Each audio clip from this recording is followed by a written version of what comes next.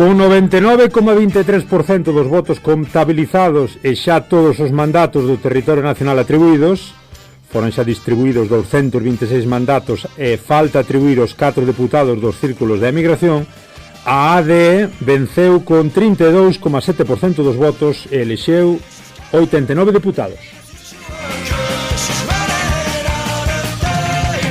Pola súa banda, o PS obtivo 23,4% e o Chega 22,6%. No entanto, os partidos empataron no número de mandatos, 58.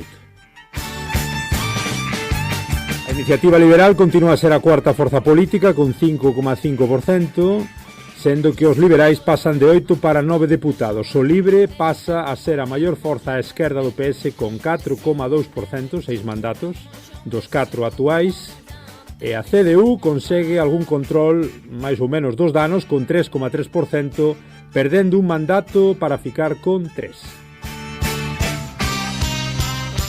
Xa o Bloco de Esquerda é un dos maiores derrotados, non indo máis alén do 22% e un deputado eleito. Serán, a partir de agora, 3 deputados únicos a marcar presencia no Parlamento: Mariana Mortágua, do Bloco de Esquerda, Inés Sousa Real, a líder do PAN, e Filipe Sousa, o JPP, estréase na Asamblea da República.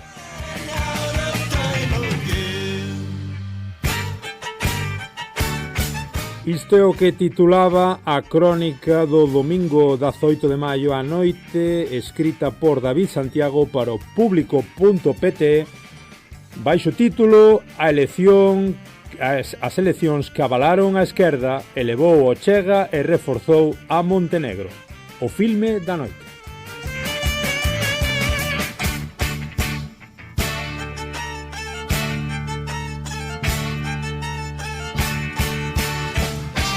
Ola, moi boas, eu son Germán Esteves, xa sabedes, o Germano a portuguesa, e aquí estades nun novo episodio do voso Galiportus, deste voso espazo galaico portugués, atravesando o Miño para arriba e para baixo, atravesando sen descanso e analizando todos os puntos de vista. Tamén tocaba, como non, hoxe falarmos de política.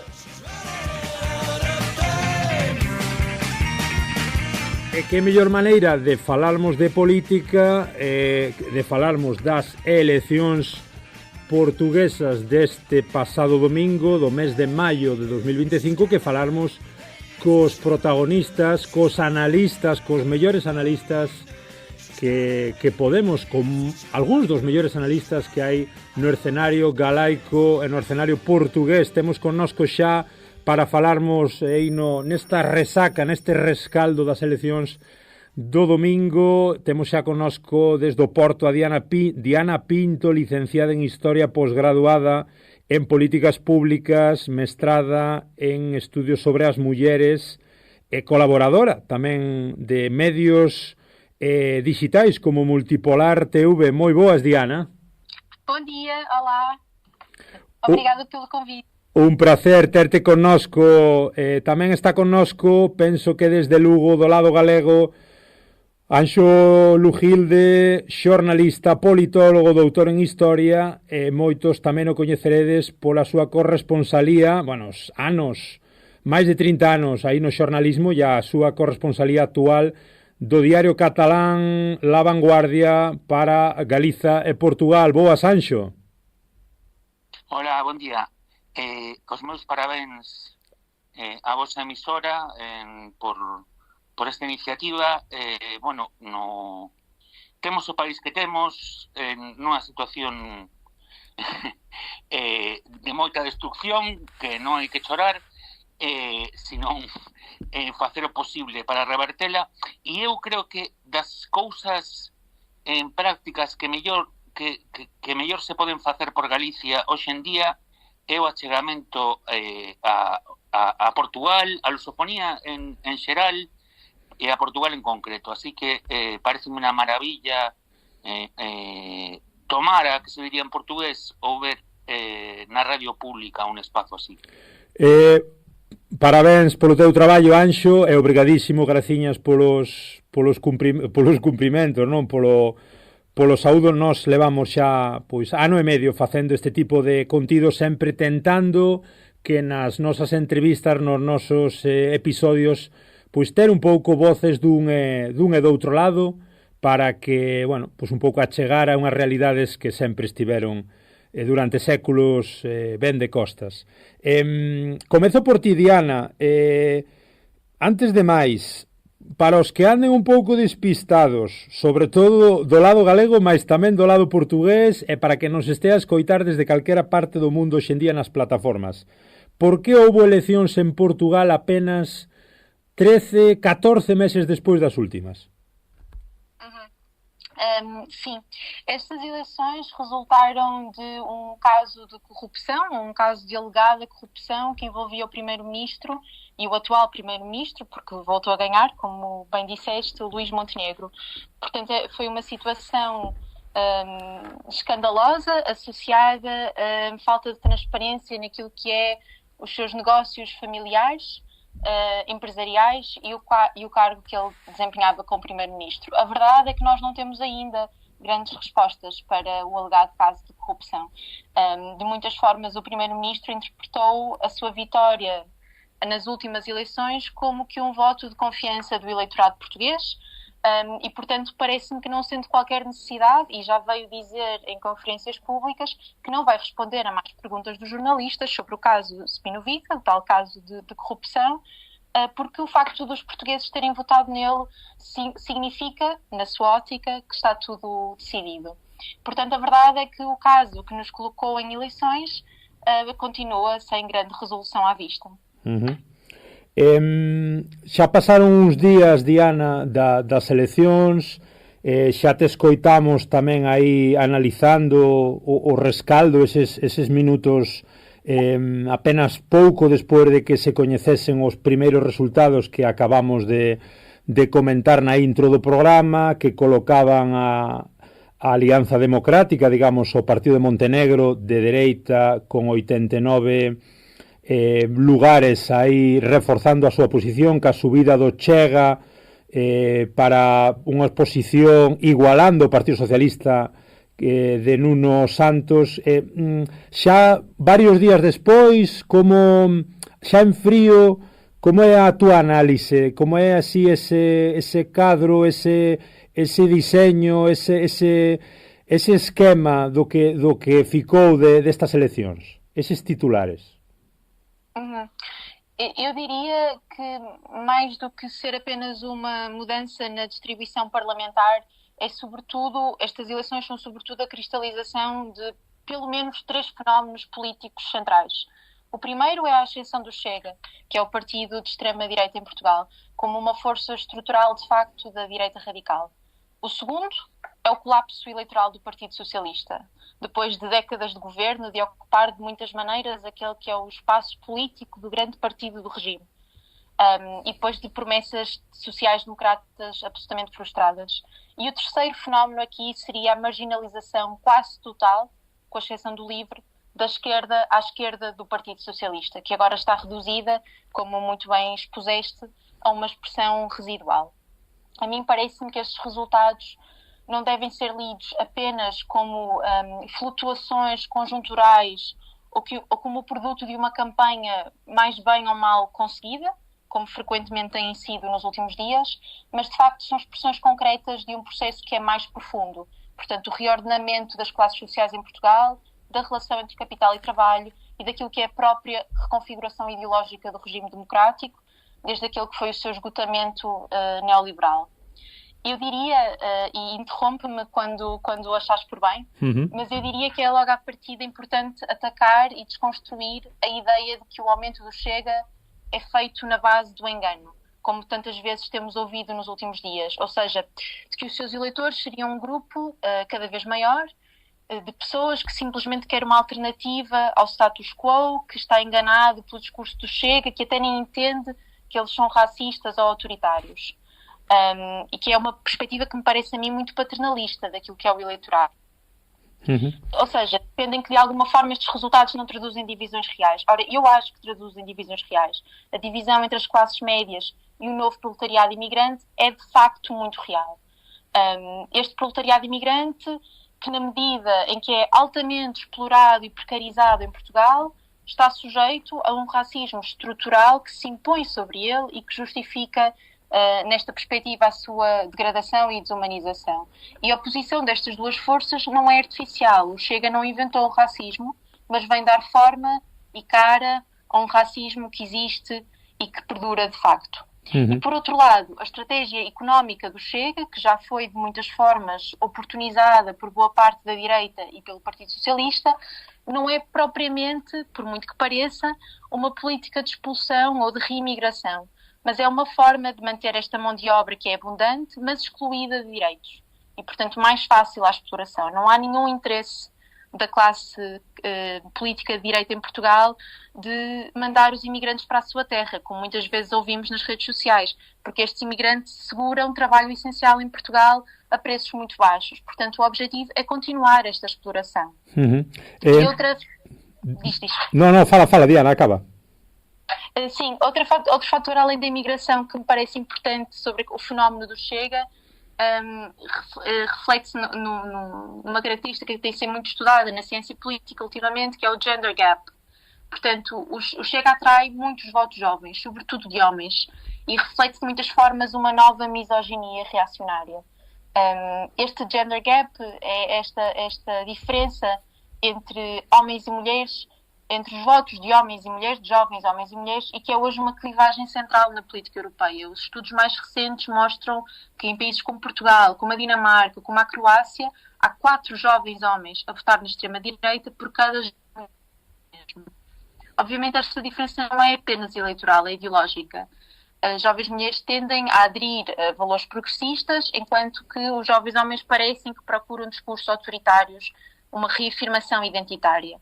Esta radicalização, eu acho, não pode ser explicada apenas pela cultura ou pelas redes sociais, e certamente não é uma questão moral, naturalmente, não é uma questão de moralidade, que torna rapazes mais propensos a votar na extrema-direita do que raparigas, mas esta radicalização está enraizada na degradação das condições económicas, que afeta também os homens jovens, sobretudo das classes médias baixas e sem estudos superiores. Portanto, estes jovens, confrontados com o colapso do papel tradicional do provedor e sem alternativas à esquerda, encontram na extrema-direita uma resposta emocional à sua frustração. Portanto, o feminismo foi longe demais, os direitos das mulheres foi longe demais, é preciso voltar à família nuclear tradicional, é preciso uma fantasia de restauração do seu lugar social perdido, e de alguma forma o Chega também responde a estas frustrações. Diana, tocache moitos paus, analizache fenomenalmente un pouquiño o fenómeno Chega.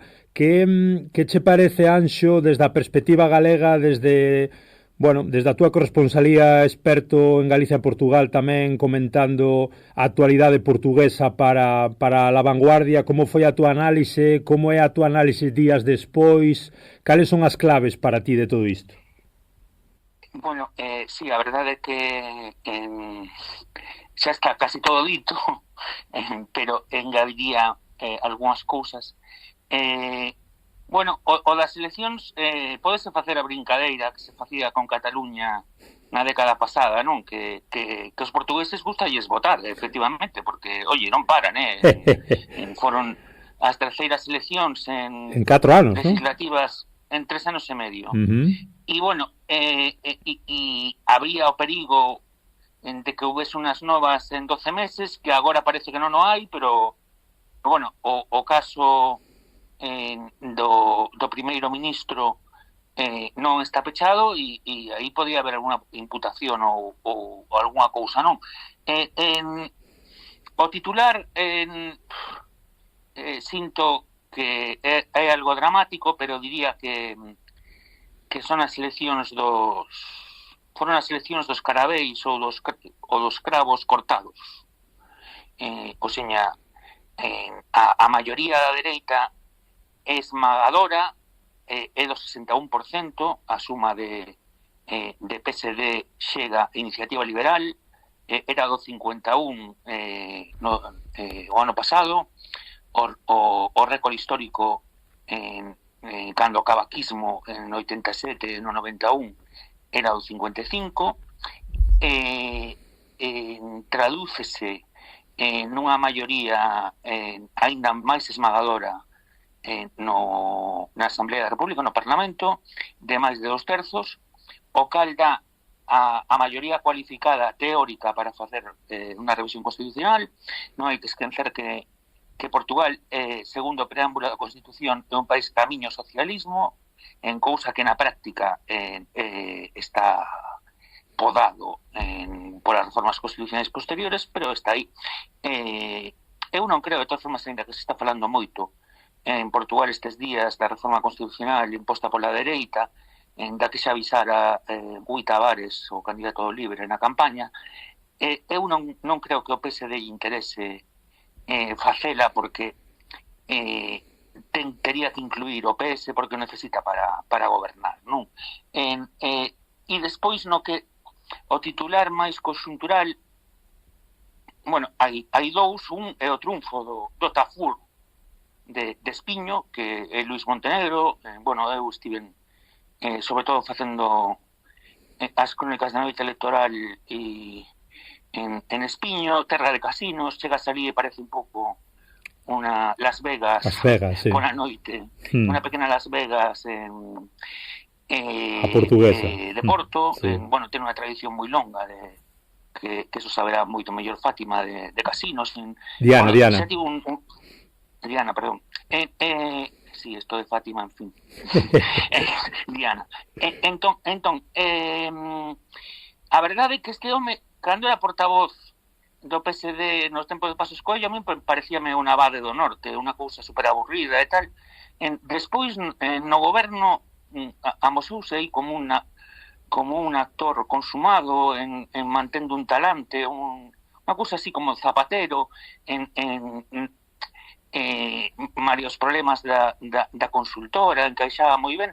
E a verdade, o Tafur é porque é unha cousa exquisita, que se diría en portugués, ou seña, rara, nada habitual.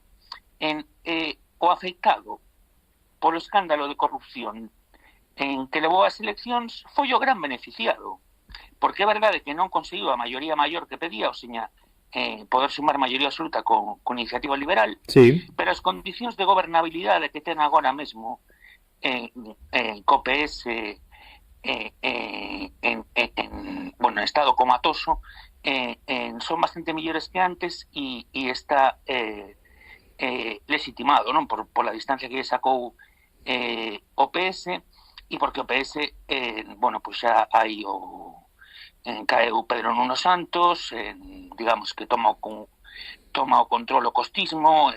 Hai un tuit de un chío de Costa na noite electoral que xa marcaba o camiño. O sucesor, bueno, é o de Pedro Nuno Santos, previsiblemente é o candidato de Costa, e bueno, vai ter unhas condicións de gobernabilidade de Montenegro bastante mellores. No caso do Chega, pois concordo co que dicía Diana. A ver, hai unha dimensión falando coa xente. É curioso para nós, por certo, con que facilidade os portugueses din a quen votan ou quen van votar. Neso non nos parecemos nadiña. Non esconden o voto. No, neso non son nada galegos, nin no norte, nin no sur, non. Iso é verdade, Diana? Tú falabas do teu voto abertamente antes das votacións? No, digo preguntando na prensa, non digo que a xente nos medios, non, sino traballando atopei xente que dubidaba entre votar ao Bloco de Esquerda ou Chega, ou o PSP ou Chega, cousa bastante increíble. Non eran moitos, a maioría dos que votaban o Chega tiñan decidido votar o Chega, ou de dubidar era entre o PSD e o Chega. Pero bueno, é verdade que sí que hai un voto de protesto. A cuestión da migración é central, porque non hai que esquecer que Portugal en 10 anos pasou dun 4% de poboación estranxeira a un 15%. Eu creo que para darnos conta no Estado español, e non no caso de Galicia, pero no conxunto do Estado español, é o salto que hubo no Estado español no final do século XX, claro, pero que naquel momento non había ningún partido de extrema dereita, nin se pasara pola crise financiera, a pandemia, a carestía, os prezos da vivenda, ou seña, porque ao final é un pouco o bode expiatorio de todas as tensións sociais. E despois traballaron moito para el, para Ventura. En Costa, que eso caeu no erro de Mitterrand no seu momento, que lle dou aire a Le Pen pai, porque así pensaba que debilitaba a dereita tradicional, e aí empezou a crecer o monstro. Tamén o fixo Pedro Sánchez con Abascal, é isto de para mobilizar o seu voto. Cuidado que ven a extrema dereita, non? Claro, Xega tiña un 7%, parecía que tiña o 30%. E despois, a resposta dos partidos tradicionais aos casos de corrupción é auténticamente lamentable. Pedro Nuno Santos tivo que deixar o goberno por o escándalo da TAP. E ao pouco tempo aparece de líder do PS. En Montenegro, o caso Spinum Viva, é verdade que para os usos do sur de Europa, bueno, pues comparado co caso Bárcenas, non é tan grave, pero bueno, é bastante escandaloso. E os dous partidos presentaban, que non imos entrar en os casos de Hugo Méndez e Hernani Díaz, a xente que estaba que tivera que deixar os cargos por casos de corrupción, ou seja, non aprenderon nada, siguen lle dando aire a Ventura, e Ventura é un demagogo. O sea, se Abascal tivese un cuarto da habilidade mediática que ten Ventura, o sea, Ventura, a súa habilidade mediática se pode comparar con Pablo Iglesias. Foi tertuliano, ademais de sucesos e de fútbol, precisamente. Entón, sí, no Correio, na televisión do Correio da Mañá, que é unha cousa tremenda. Entón, bueno, sí que hai unha mudanza estrutural que se pode completar coa victoria que se anuncia, ainda que falta moito, para as presidenciais dun almirante, Gouveia e Melo, ao marxe dos partidos, e bueno, o PSD e o PS o toman en serio, ou a cousa ponse fea. E despois, por último, o da esquerda, un descalabro, porque incluso o que subiu Rui Tavares, que está ben, pero co que baixaron os outros é moi pouquiño. O PSP seguiuse enterrando máis, e logo é lamentable que Mariana Mortágua non presentara dimisión na noite electoral. Agora vos pregunto pola esquerda, déixame voltar aí con Diana. Diana, comentaba Anxo a cuestión da habilidade, non? De ese carácter tan público, desa habilidade de estar sempre aí no debate de Ventura, o líder de Chega, de extrema dereita, que repetimos, convertiuse na terceira forza política con 58 escanos, prácticamente empatado a votos e a porcentaxe co Partido Socialista do demitido xa. Vai no superar en escanos previsiblemente. Bueno, explica mellor Diana, non? Sí, vai haber algunha modificación de última hora co voto migrante, non? Queres de comentar, Diana?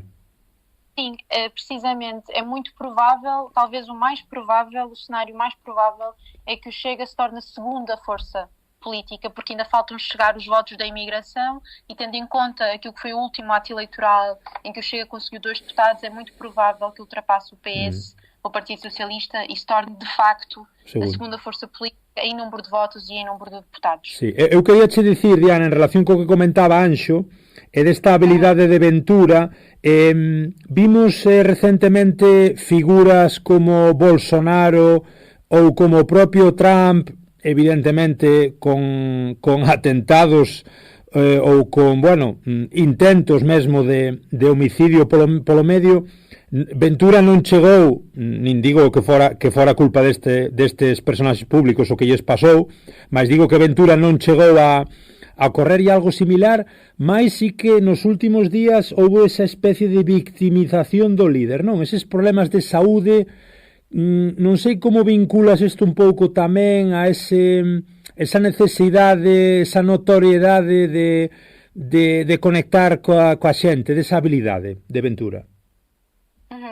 Sim, para nós pareceu-nos muito evidentemente uma cartada mediática, um pouco que um teatro, independentemente de estar relacionado com algum problema de saúde real ou não, mas a performance, portanto o teatro que foi colocado em frente às câmaras, o agarrar do peito, os pensos pensos presos na mão com que ele escolheu falar às televisões, portanto toda a fisicalidade associada a este comportamento foi de facto uma performance mediática e um ato de campanha eleitoral evidente que naturalmente faz-nos pensar em outras situações semelhantes a que fomos assistindo de outros líderes da extrema-direita ou da direita radical noutras partes do mundo.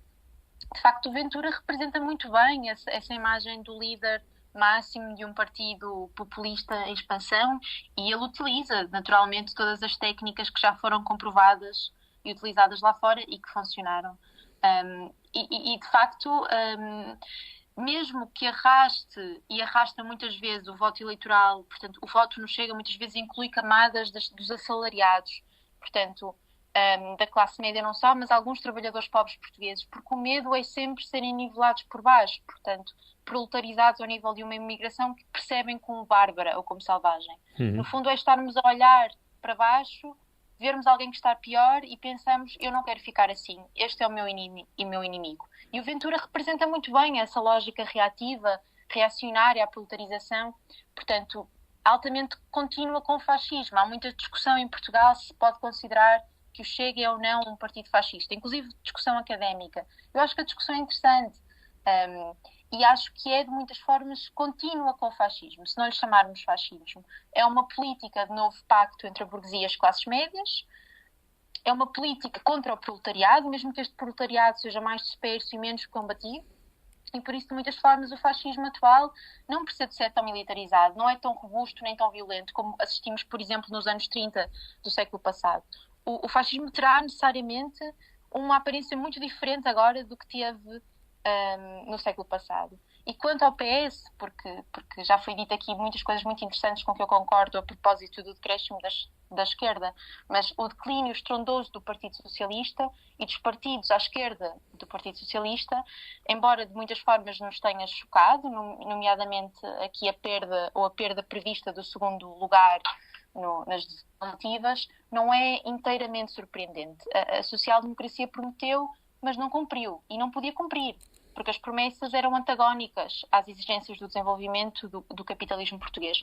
A geringonça, que para quem nos ouve e talvez não conheça, é o nome informal que foi dado ao acordo parlamentar entre o Partido Socialista, o Bloco de Esquerda, o Partido Comunista Português e os Verdes, que entre 2015 e 2019 permitiu ao Partido Socialista governar em minoria, com o apoio à esquerda, sem coligação formal, naquele que foi o período imediatamente após a Troika em Portugal. A geringonça, embora fosse o fundo de muitas expectativas, não podia colocar em causa, e não colocou em causa, o modelo imposto pela Troika. Não o fez apenas pelas imposições de Bruxelas, mas porque a própria necessidade de recuperar a taxa de lucro, que está estagnada desde os anos 2000, exige a estruturação das condições laborais, uma ofensiva contra o trabalho. E apesar de algumas medidas sociais que fizeram, subsídios, benefícios para certos setores da função pública, no grosso não havia espaço para cumprir a promessa do Pacto Social. E de facto foi a isso que assistimos. A geringonça não mexeu no Código do Trabalho, não reverteu o grosso das privatizações.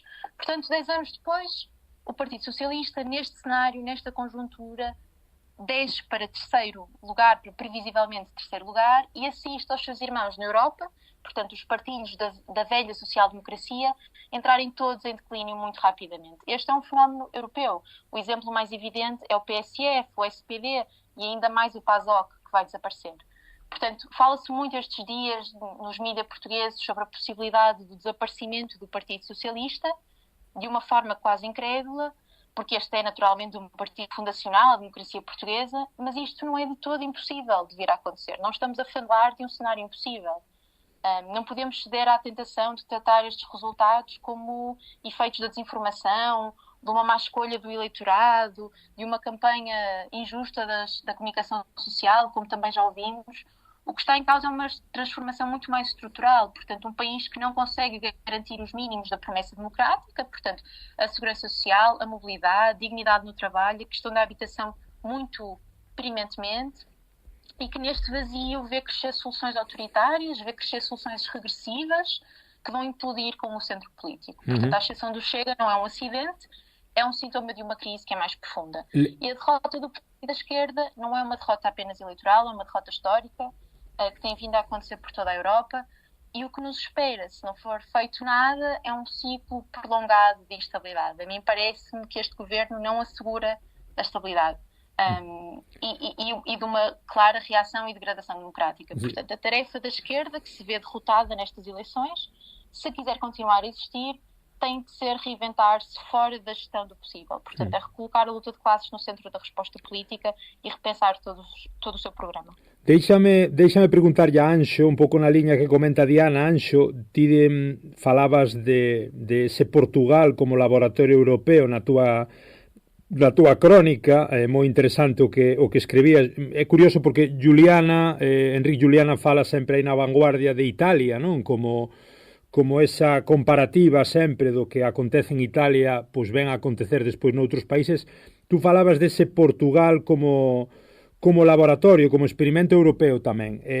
Que querías decir concretamente con iso e en que concordas co que acaba de comentar Diana sobre o futuro, a estabilidade, a caída gordísima da esquerda e o panorama que se lle ven a Portugal? Sí, Anxo. Sí, Italia é máis laboratorio que Portugal. Portugal é un país pequeniño, non tan pequeniño como se ven eles, porque sempre España parece Brasil casi, pero bueno, é un país pequeno, pero como destaca estes días Antonio Costa Pinto, o politólogo, un dos politólogos portugueses máis coñecidos, hai unha europeización da política portuguesa recente, porque Portugal era como unha excepción no mantemento do bipartidismo, cando entrar en colapso en España, en tradicional, se derrumbara en Grecia, en Francia, e agora o mapa partidista a través do Chega, desta gran fragmentación, que no caso da esquerda é escandaloso e suicida, os partidos a esquerda do PS,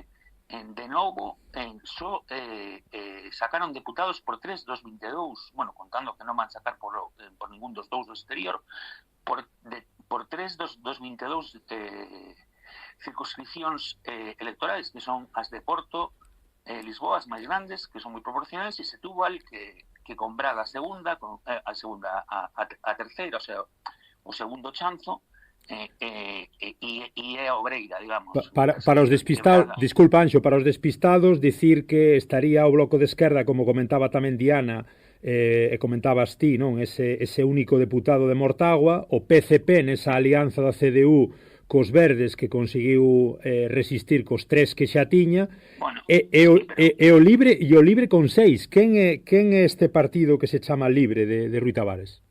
Sí, pero espera un momento que hai que poñer en contexto. Dalle. No 2015 o Bloco tiña, se non me equivoco, en 18 ou 19, no 2019 de novo, o PSP, o Partido Comunista estivo en moito máis na transición, tiña eses diputados, engañaba nos distritos do Alentexo, donde ahora gañou o Chega. Bueno, Rui Tavares sería o equivalente un pouco a Sumar ahora mismo en España. De feito, estivo no Congreso de Sumar, entre unha liña máis cercana ao PSOE, o PS. É un historiador, un home que comunica moi ben, foi eurodiputado independente do Bloco. En certa medida é unha escisión do Bloco, e o que lle pasou unha factura tremenda ao Bloco, non? Eu coincido no de que no Chega hai dimensións claramente fascistas. De feito, esa reivindicación dos excombatentes ou da guerra colonial, o rexeitamento o a abril, o 25, a Revolución dos Cravos, as cousas que de Ventura. O que si non creo é que en Portugal haxa un 23% de fascistas. O sea, creo que no electorado hai de todo. O que hai, sobre todo, é unha canalización do descontento, bueno, e xa sería moi longo de debatir, pero nese marco de proclive a desinformación que hai na sociedade actual, que eu relacionaría moito coa perda dos hábitos de lectura. De todas formas, se me permites, quería introducir unha cuestión claro. Que ten... bueno, é unha cuestión moi catalana, pero que tamén é galega, que é o feito de que entrase por primeira vez un partido regionalista... Era a miña próxima pregunta, fala. Sí, o Xuntos polo Pobo, que é un partido da Madeira, e entra esquivando a Constitución, porque a Constitución en portuguesa proíbe expresamente os partidos regionais, non? Isto pode explicar mellor Diana, pero en principio ten que ver sobre todo con medo que había no momento constitucional a un movimento secesionista de dereitas nas Azores, apoiado desde Estados Unidos polos inmigrantes, incluso aí di pola CIA, non? Entón, o que fixo este partido, que un partido que naceu nunha decisión socialista, se parece sobre todo, claro, todos xuntos sona a Junts per a Madeira, non? Pero non ten nada que ver con Puigdemont, porque, primeiro, non é independentista, é autonomista, non é de dereitas, é progresista, é unha escisión do Partido Socialista, e o ideario é bastante similar ao de Coalición Canaria, de defensa da insularidade, das cuestións relacionadas con insularidade, pero a súa xenética de escisión no Concello de Santa Cruz do Partido Socialista, onde sacan a alcaldía, o relaciona sobre todo coa Agrupación Socialista de La Gomera, que é o partido hexemónico na illa de La Gomera, que tamén e chave no Parlamento Canario, e tamén é unha escisión do PS. O Xuntos polo Pobo agora é a segunda forza no Parlamento da Madeira. Isto, bueno, é unha gran novidade, vai dar presencia mediática e recursos. Eu creo que, sobre todo, o que pode axudar a convertilo en alternativa o PSD na Madeira, que, bueno, o PSD na Madeira un pouco como PP no Ourense, non? Marca. En todos os aspectos. E podía ser, bueno, de cara ás próximas eleccións regionais na Madeira, que serán dentro de 4 anos, en principio, dependendo tamén da xenda xudicial, porque un pouco na Madeira se marcou o camiño do de Montenegro, cando o presidente da Madeira, as eleccións de marzo, que estaba imputado, medrou. Entón, eso desmoralizou moito a esquerda, marcou o camiño de que as cuestións éticas non importan tanto como hai quen din que non importan. Eu creo que non importan tanto como deberían ou nos gustarían. E, bueno, a cuestión é si Xuntos polo Pobo pode chegar a gobernar a illa, non? No futuro. En calquera caso, estamos ante toda unha novidade no sistema político portugués. Que che parece esta novidade, Diana? Xa sabes que nós, desde o punto de vista galego, desde a complexidade de explicar tamén o Estado español, evidentemente en Portugal sodes moi coñecedores da cuestión catalana, sabedes a realidade do País Vasco, a singularidade galega tamén, a insularidade canaria que acaba de comentar Anxo, tendes Madeira, tendes Azores. Como é a cuestión, ese debate tamén que se pode abrir sobre a regionalización de partes de Portugal tamén que se sinten agraviados, que che parece esta cuestión toda de Xuntos polo Pobo? Eu acho que é muito interessante e é de facto uma questão que não tem grande protagonismo ainda nestas discussões dos últimos dias e pelos resultados destas eleições terem sido tão surpreendentes. A mim parece muito interessante, eu acho que é uma grande riqueza do contexto político do Estado espanhol, justamente a questão do regionalismo que nós não temos tradicionalmente em Portugal da mesma forma. Eu acho muito interessante algo que aqui foi dito pelo meu colega, justamente sobre o artigo 51 da nossa Constituição, que de facto supostamente limita a formação de partidos políticos de âmbito regional. Mas a nossa Constituição também limita, à partida, a formação de partidos políticos de índole fascisante, e o Chega existe e não foi limitado pelo Tribunal Constitucional. Portanto, devemos levar isto com um grão de sal. Mas eu acho que é muito relevante e acho que representa exatamente a sensação de abandono que algumas zonas do país sentem cada vez mais. Nós temos muito esta conversa em relação à zona do Alentejo, que é justamente uma zona do país onde o eleitorado do Chega cresceu abundantemente, e quando pensamos nas zonas do país que se sentiram abandonadas e menos representadas e que se sentem diferentes daquilo que é a experiência das populações nestas zonas do que outras geografias, isto também parece ser absolutamente verdade para as ilhas. A verdade é que o índice de pobreza nas ilhas é mais baixo do que no continente, e que têm preocupações muito particulares, naturalmente. A mim parece-me que é muito interessante, parece-me que é uma evolução muito interessante, que espero que traga alguma riqueza ao debate democrático, embora vejo esta relação parlamentar com alguma, no seu todo, naturalmente, com algum receio daquilo que será a próxima legislatura. Mas eu acho muito interessante e acho que pode ser uma adição muito rica ao Parlamento português. Teño que acabar, evidentemente, cunha pregunta en modo futuro.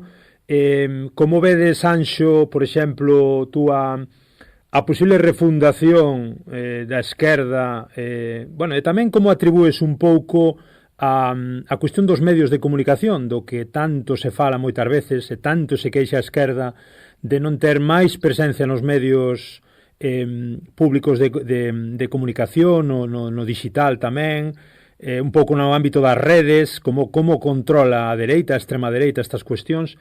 Como digo, como ves un pouco esas dúas perspectivas, non? Os medios de comunicación nesta caída, neste descalabro da esquerda que comentábamos, e o futuro, cara onde vai esa polarización en Portugal e esa posible reconstrucción da esquerda. Sí, bueno, na cuestión dos medios, a ver, é que na legislatura que os ciclos estes curtos portugueses, non? De 2022 a 2024, cando chega xa ao 7%, e é verdade que se convirte na terceira forza política, pero na forza política, claro, o 7 naquel momento Vox tiña o 15, para que nos e moitos partidos da extrema dereita europea estaban no 20, non? Entón, o protagonismo concedido a Ventura era totalmente desmesurado, era unha barbaridade, non? Que conste que bueno, a brincadeira que facía desto de que lles gusta votar, ao final o gran beneficiado de Ventura. Ainda onte por casualidade buscando outra cousa, topei unhas declaracións de Ventura en 2022 que el falaba, pedía que Iniciativa Liberal e o PSD estaba gobernando Costa, entón se xuntaran a falar para facer unha alternativa de cara ás eleccións de 2026. E claro, faltaban por en medio as oportunidades que lle deron en 2024 e 2025, senón, claro, se non chegaba a estas eleccións, o Xega estaría agora co 7%. Entón, de todas formas, claro, nos temos o sistema que temos, o fundador da autonomía en Galicia foi o ministro de propaganda da ditadura, Fran Iribarne, cousa que se olvida, o chamado padre da democracia española, Adolfo Suárez, foi director de televisión española durante a ditadura. Entón, os medios públicos no Estado español son escandalosos en todas partes, especialmente en Galicia. En cambio, a RTP, vista desde os nosos ollos, é unha televisión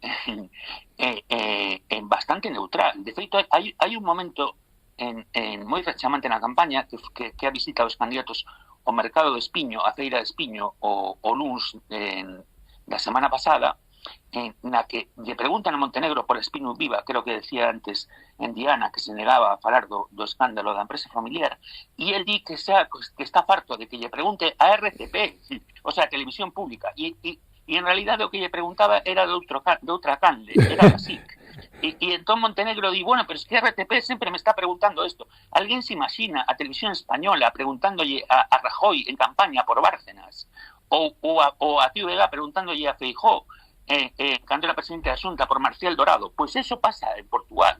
Entón, é verdade que logo despois no conxunto dos medios efectivamente hai un desequilibrio moi grande, pero tamén é verdade que a esquerda en parte coincido con Diana, que a ver, claro, a Xeringonza fixo en cousas bastante boas de reverter as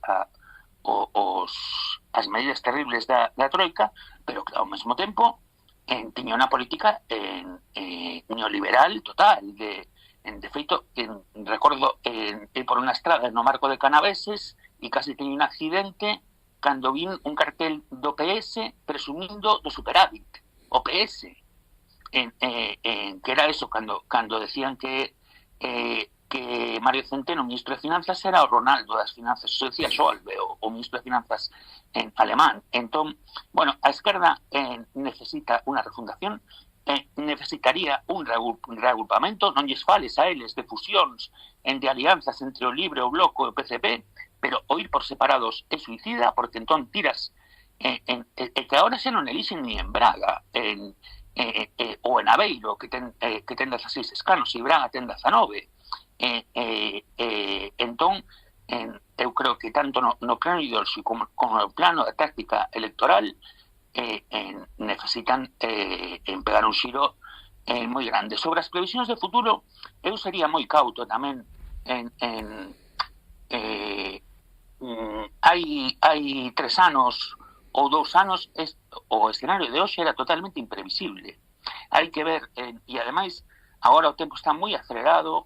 É verdade que Ventura non pagou nada o apoio a Trump, pero é verdade que a guerra comercial, si houber, pues casi se está anunciando, pero bueno, hai tamén un aviso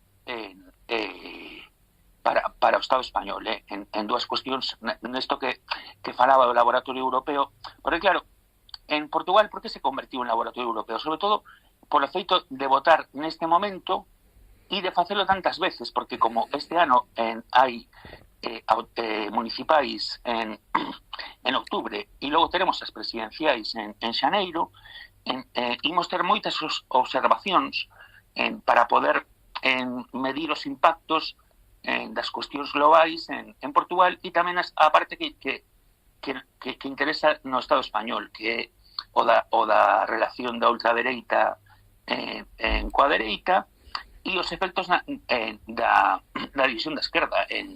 Si sumamos, si Sumar e Podemos chegan a ir por separado as eleccións de 2023, collendo o reparto de votos por provincias das europeas, Alberto Núñez Feijóo hoxe estaba na Moncloa. Se van por separado, porque entón tirarían moitísimos votos, como lles pasa ao Libre, ao PCP e ao Bloco, nas circunscripcións pequenas. Entón, bueno, a esquerda no Estado español debería ter con moita responsabilidade a Portugal.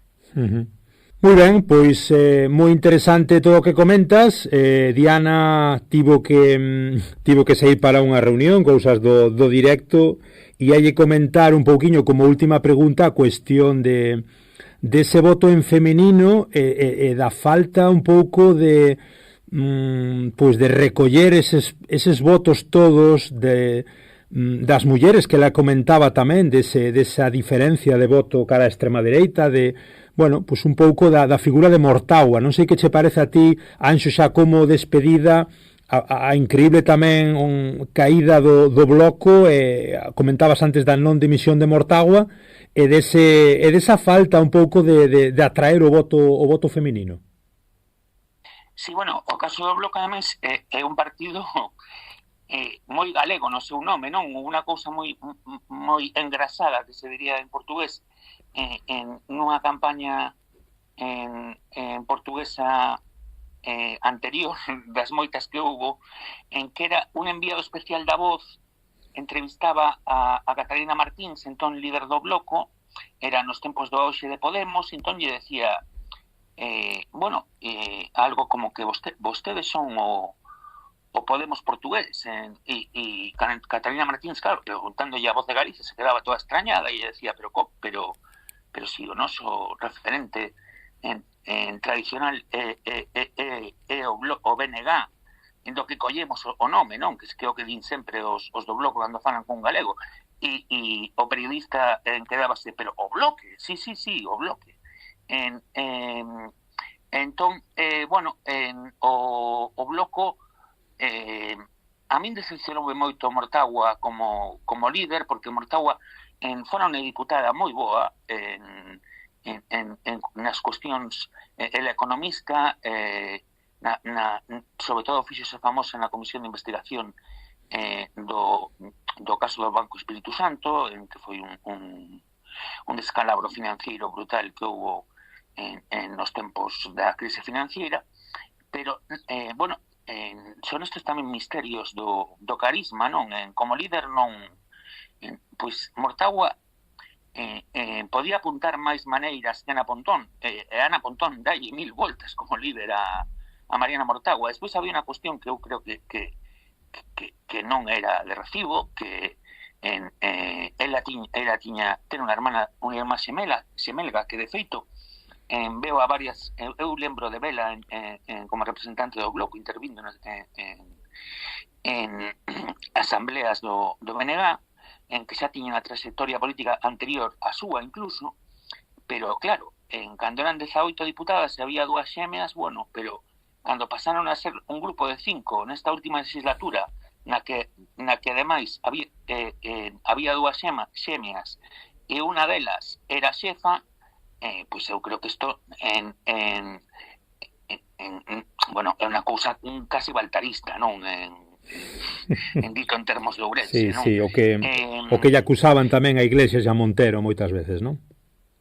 Sí, pois sí. A verdade é que hai estas contradicións no campo da esquerda entre o que se di, o que se fai, os políticos da esquerda que en Portugal que son os grandes defensores dos servicios públicos e logo se sabe que levan os fillos a colexios privados en que están contra as multinacionais e que aparecen con iPods e con modelos de iPhone carísimos pois eso a xente hoxe en día non o perdona.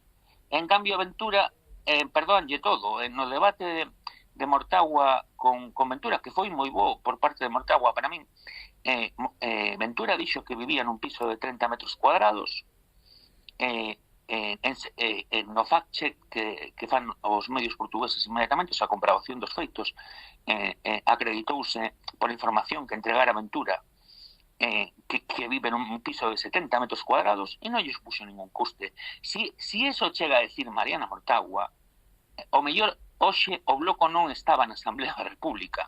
De todas formas, eu creo que Mariana Mortágua debe dimitir na noite electoral e que o Bloco debería abrir unha nova etapa e que é urxente polo menos unha converxencia electoral á esquerda, porque senón é que no suposto caso de que a esquerda cofragmentada que está a esquerda destindo a esquerda do PS, non? No suposto caso de que houvese unha maioría electoral progresista curta respecto á dereita, gañarían escanos a dereita. Se de feito a dereita co 61% dos votos vai ter un 67, un 68% dos escanos, e eso en boa parte se explica por a cantidade de votos que os partidos a esquerda do PS tiran fora tiran no lixo fora das áreas metropolitanas, porque ao final en Setúbal o que é sobre todo digamos, a marxe esquerda, que se diría en Euskadi, a parte obreira do estuario do Tejo, non? Pois prácticamente non ten presencia fora das áreas metropolitanas de Porto e Lisboa. Pois Anxo Lujilde, correspondente da Vanguardia, xornalista, politólogo, doutor en Historia, obrigadísimo polo teu tempo, pola túa análise, un placer. Graciñas por estar aquí no Galiporto, neste espazo galaico-portugués, e ata a próxima. Aquí estou a vosa disposición cando queirades. Insisto en que o futuro da lingua, da cultura e do noso país pasa por facer unha aproximación intelixente en nada que pareza imposta ou artificial, porque é todo o contrario, porque é natural, o mundo da lusofonía, e en concreto Portugal, porque moitas veces se fala aquí en Galicia da lusofonía, dos mercados que te abren en Brasil e tal, e é verdad, pero parece que Portugal non conta, e nós non existimos en Portugal, porque, bueno, pois teñen unha visión tamén centralista de España, e tampouco se fai nada desde Galicia, tanto desde as institucións como desde a oposición, e ainda que xa excepcións como Ana Miranda, que ten traballado, a eurodiputada do BNG, que ten traballado moito as conexións con Portugal, pero non se fai o esforzo que se ten que facer por proxectar a Galicia en Portugal. Maravilla, Anxo, o dito, un auténtico luxo ter analistas como a ti e como a Diana neste espazo, falando tanto e tan ben, neste caso, sobre as eleccións que acaban de decorrer no noso querido sur do Miño. Obrigado, Anxo. Obrigado eu. Escoito Galiportus cada semana, en Radio Illariz 107.2 de FM, os sábados de 12 a 1, e redifusión sábados ás 10 da noite e luns ás 6 da tarde. Tamén na súa emisión online e nas emisoras da Coac FM Coruña. Se prefires, tesnos nas plataformas, en iVoox, Spotify, Apple Podcast, Podgalego, Deezer e tamén no YouTube. E non esquezas seguirnos nas redes, enviarnos calquera dúbida, proposta ou queixa a galiportuspodcast@gmail.com.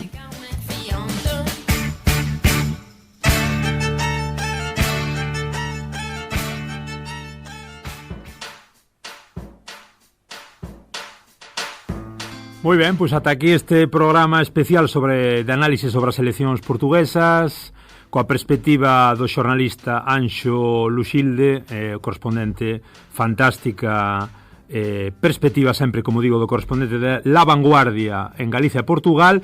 Tamén un abrazo moi grande para Diana Pinto, licenciada en Historia, mestrada en Estudios sobre as Mulleres, traballadora tamén en organizacións non gubernamentais das mulleres, análise fantástica tamén dela, a nivel de bo coñecemento sobre o terreo desde o Porto. Tivo que sair antes da nosa conversa, tiña outra reunión. Agradecemoslle moitísimo a súa intervención tamén, e agradecemos a vos que chegarades até aquí para informarvos sobre esta resaca, este rescaldo das eleccións portuguesas. Mais nada, hoxe vamos embora, marchamos cun temiña de Ticur Ambesa. A luta continúa. Chao, chao, obrigado.